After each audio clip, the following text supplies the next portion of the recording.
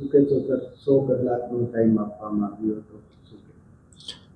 માનનીય DGP sir દ્વારા જે દિલ્હી બ્લાસ્ટની ઘટના અને હરિયાણામાં જે વિસ્ફોટક સામગ્રી બરામદ કરવામાં આવેલ હતી એ ઘટનાઓને ધ્યાને લઈ ગુજરાત રાજ્યમાં 6 કેટેગરીઝના જે છેલ્લા 30 વર્ષના આરોપીઓ છે એને ચેક કરી એના ડોઝિયર ભરવા માટે સૂચના કરવામાં આવેલ હતી. આ 6 કેટેગરીઝમાં explosive act, petroleum act, NDPS act, TADA POTA UAPA, fake Indian currency notes જેવા કેટેગરીઝ હતી.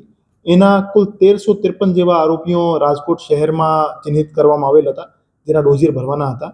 તો 100 કલાક દરમિયાન ટોટલ 529 હાજર મળી આવેલ આરોપીઓના ડોઝિયર ભરી દેવામાં આવેલ છે અને બાકીના આરોપીઓમાંથી 106 આરોપી જે છે એ હયાત નથી, મરી જવાના કારણે એમના ડોઝિયર ભરવામાં આવેલ નથી અને 52 આરોપી જેલમાં છે. અને આ સિવાય બાકી જે આરોપી છે એ સરનામું બદલાઈ જવાના કારણે અથવા બહાર ગામના હોવાના કારણે એમના ડોઝિયર ભરી શકેલ નથી. જે રડાર બહારના આરોપીઓ છે એને માટે અલગથી અત્યારે કામગીરી ચાલુ છે. પોલીસ સ્ટેશનને સૂચના કરી દેવામાં આવેલ છે કે જે બહાર સેટલ થઈ ગયા છે તો કન્સર્ન જિલ્લા અથવા યુનિટને એક મેસેજ કરવામાં આવે કે એનો ડોઝિયર ત્યાંથી ભરવામાં આવે અને બાકીના આરોપીઓ શોધવા માટેની હાલ પ્રક્રિયા હાથ ધરવામાં આવી છે.